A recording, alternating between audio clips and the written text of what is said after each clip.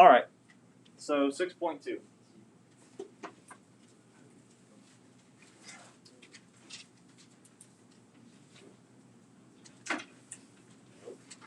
we go. Bisectors of a triangle.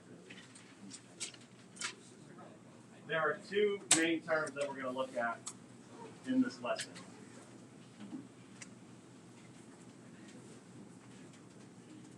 We did.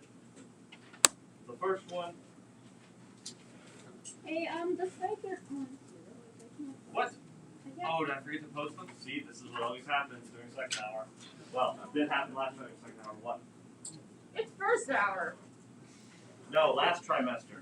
Oh. My second hour caught all my mistakes. Yeah, I just used the slides as my notes. I did? Good. But I should have 6.2 also.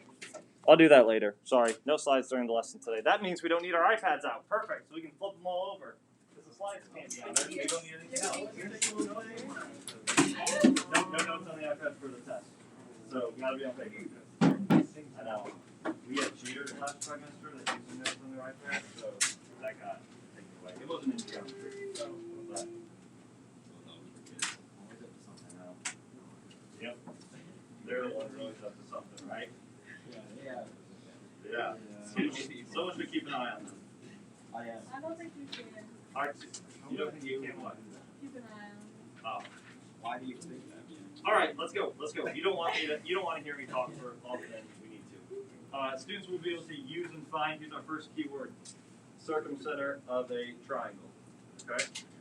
Second keyword: incenters of a triangle. So those two things will be the main things that we focus on today. We're going to look at some theorems that have to do with those two things. It'll be important to have good notes like that separate circumcenter from incenter because they're kind of like there's not anything in our mind that totally separates them. So having good notes would be helpful. Order of operations, pretty much the same as usual. So a little bit of vocab at first. Don't feel like you have to write all this stuff down. It's just kind of getting your vocab ready. These are words that you'll see in the worksheet and throughout the slide. So using the circumcenter of a triangle. When three or more lines, rays, or segments intersect in the same point, they are called concurrent lines, rays, or segments. So if we have 1, 2, 3 lines that all intersect at the same point, line yellow, red, and blue would be called concurrent. Okay? That's all that's talking about. The point of intersection of the lines, rays, or segments is called the point of concurrency. So that green dot would be our point of concurrency. Okay, again, you're going to see the word concurrent come up in our theorems today and things like that. So you don't necessarily have to have every word of that written down. You just need to make sure that you're familiar with that word.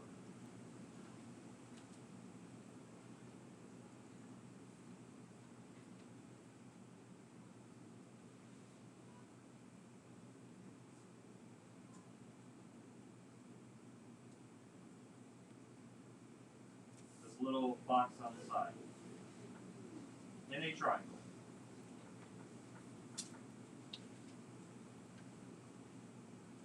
Three perpendicular bisectors. So perpendicular bisectors might be like the cut. We have A, B, and C. The perpendicular bisectors, remember, cut the line segments. So perpendicular bisector that cuts AB might go like here. That cuts BC. Right in the middle could be like there. And that cuts AC. Let's say is there. I know that's a little bit off. But let's say right around there. So in a triangle, the three perpendicular bisectors are concurrent. So what that's saying is the three perpendicular bisectors that cut each of those sides will meet at a certain point. Right? They will meet at the point of concurrency. When it's in the situation of a triangle, okay, we call the point of concurrency the circumcenter of the triangle.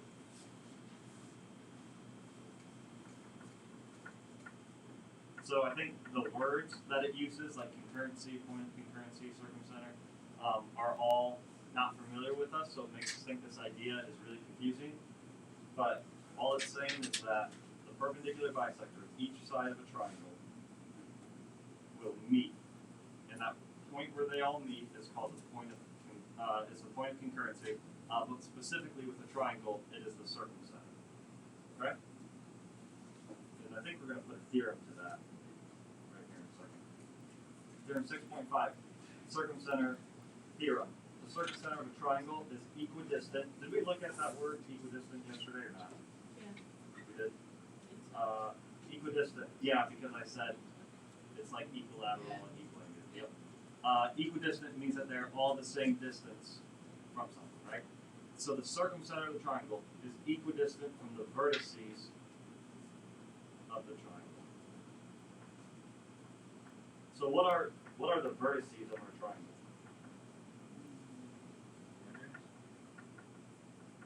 Corners. So this theorem tells us that the circumcenter of the triangle, this middle point, point P in this case, is equidistant, the same distance from each of these vertices.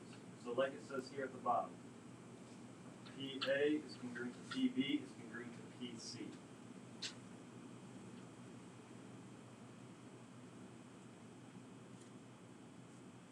Now just note, it is not saying that the circumcenter is equidistant from the perpendicular bisectors, right? We can see that those blue lines are not all the same. It is saying that the circumcenter is equidistant from our vertices. Okay, so it's important to pay attention to that. A lot of times here, like on PE, you'll see that they put the right angle sign also. Or they might tell us like in the directions or something of a question.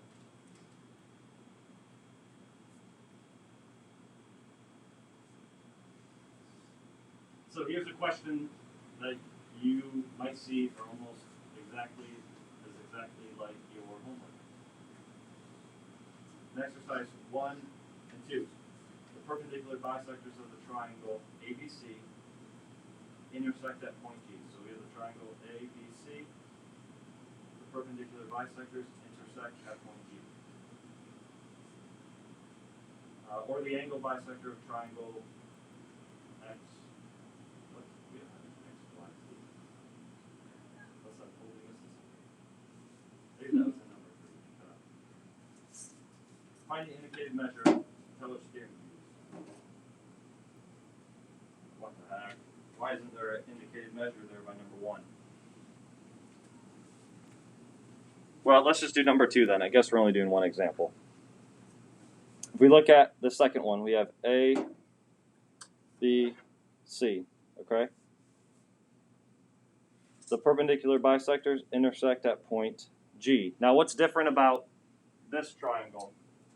Where is the circumcenter? Well, yes, it does look like that in the picture. It's outside of it. So our circumcenter isn't always on the inside of our triangle. One thing to notice. Find the indicated measure. So we need to find CG. I kind of blocked C, didn't I? So we need to find CG right here. How would we do that?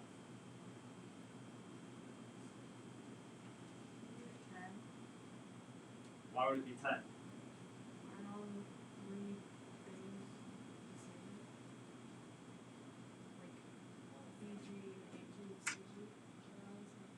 Yep, right on. So what Mia's getting at, all of our, or the distance from our circumcenter to our vertices is the same. So from GB, GC, and GA, it is all the same distance.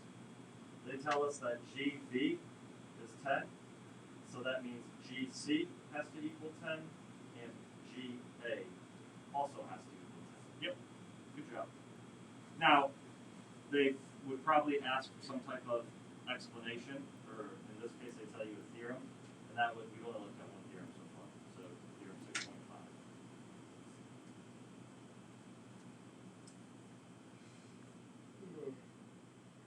a lot of vocab that we're not used to. So I think that's what makes this the most difficult. Just a note, the circumcenter P is equidistant from 3 vertices. We already know that, right? So P is the center of a circle.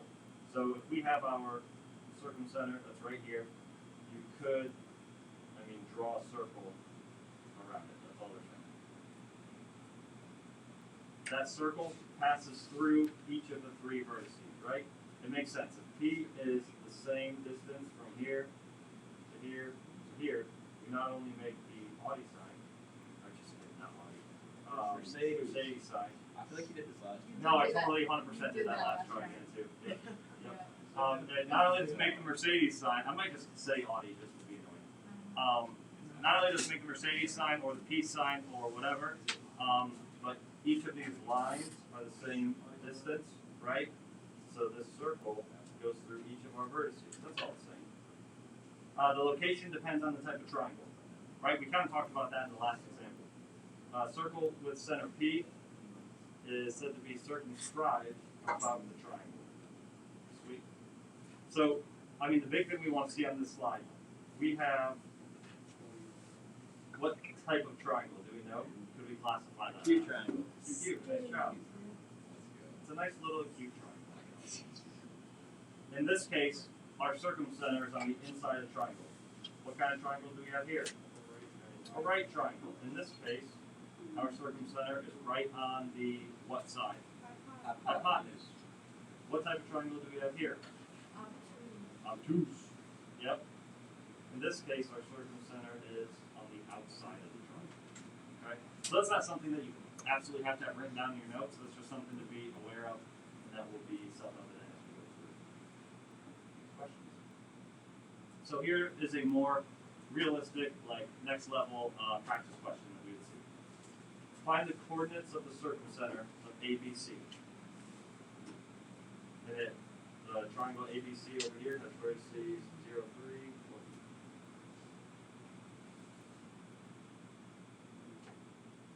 0, 3, 0, -1, and 6, -1. So if we want to find the circumcenter, right, do we need to find where all 3, the middle of AB, of BC, and of AC, do we need to find the middle of each of those line segments? Yeah. Well, I don't know. We only need to find the middle of 2 of them, right? Because, it gives away the answer here, so I'm not worried about you figuring out the answer. But we only really need to find the middle of 2 of them, because lines can only meet in 2 or in 1 spot. So we could find the third, the middle of the 3rd line, but it really wouldn't do a whole lot. You guys know where I'm coming from here? Yeah. Okay? And if we're looking, I don't want to erase all that. If we're looking at this triangle, ABC, which 2 line segments would be the easiest to find the middle of? Right, they wouldn't give us this red line in the middle typically. That's what we were trying to find. We wouldn't want to try to find the middle of AC, because then we have to use the midpoint formula, and that takes forever. We would just rather look at AB, and we can count boxes to find the middle. And then we would want to look at BC, count boxes to find the middle. And wherever these 2 intersect, then AC would also have to have a line in. Okay? Now there are some situations where you won't be able to just count boxes, right? Where no matter what 2 you choose, you'll have to use the distance or the midpoint formula, and you won't have a choice. But if given the option, we would rather use vertical and horizontal lines, because those are easier to find the middle of. But if that's not an option, you have to find the slope. Right. And then, okay. Well, you don't have to find the slope, you just have to find the midpoint. Oh, okay. And then you have to find the slope. Sorry, just kidding. Yeah. Yep, you have to find the midpoint and the slope. Right, you have to find that one. What questions do we have before I move on? I think we have one more here. Yeah, we do.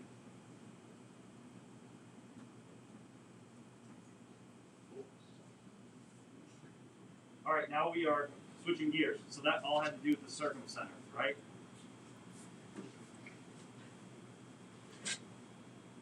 Circumcenter talked about the middle of these line segments, okay? Now the incenter of a triangle. Just as a triangle has 3 perpendicular bisectors, right? Each side of a triangle has a perpendicular bisector. It also has 3 angle bisectors.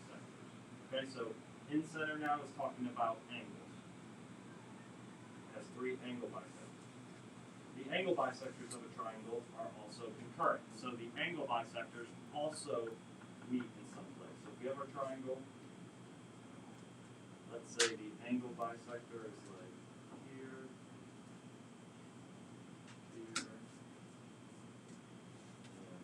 and there. Okay, you get the idea.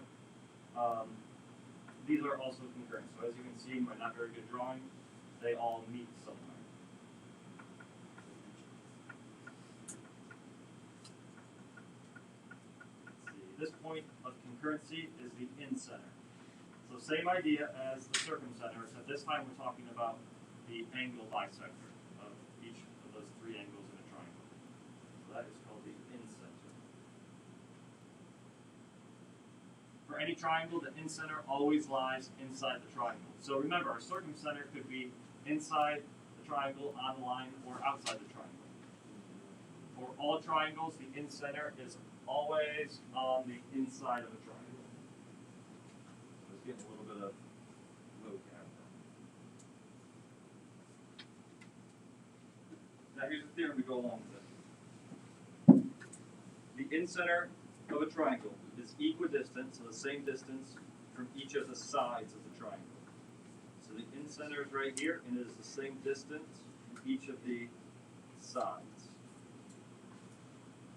So it's really the complete opposite of the circumcenter, right? The circumcenter was the same distance from each of the vertices. Now we're splitting those angles in half, and we're saying that the incenter is the same distance from each of the sides.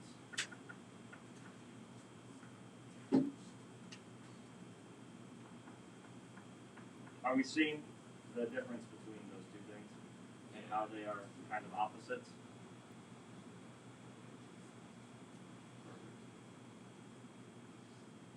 I know, it's not overly exciting stuff, but you got it is kind of cool, isn't it? Even if you're lying, I appreciate seeing that.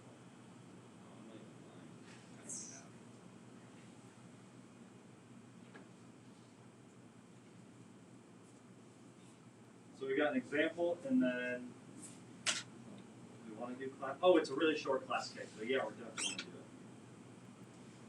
Did you just see the code? Are you trying to jump class case, Jack? I know. All right, in the figure shown, ND, Notre Dame, equals 5x minus 1. NE equals 2x plus 11. First we want to find NF. So we want to find this. Set them equal to each other. Why can we do that? Give me some good vocab. Yeah, what point is in the middle here? Well, okay. Yes, but what vocab word? That is the incenter. And the incenter is equidistant to what? Each of the sides. There we go. There's some good vocab. Nice job. So we can set these equal to each other.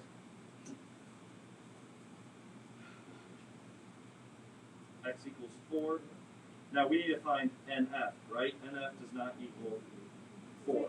Isn't the incenter the angle one? Yeah.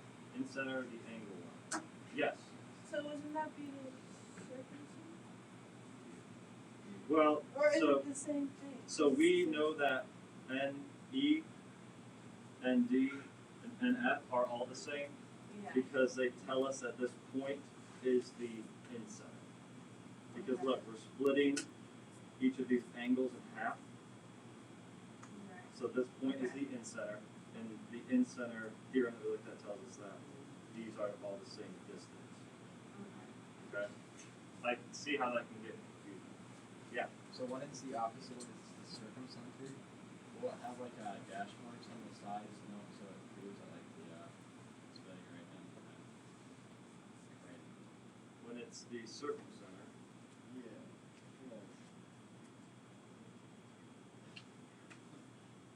No, I'm just trying to follow your question.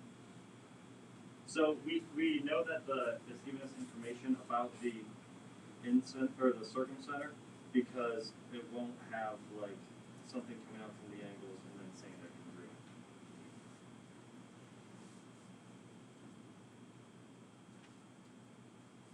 Does that answer your question? Or does that not answer your question?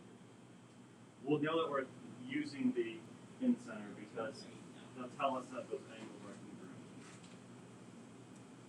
But x equals 4, we gotta plug x back in so that we can find NF would equal 19.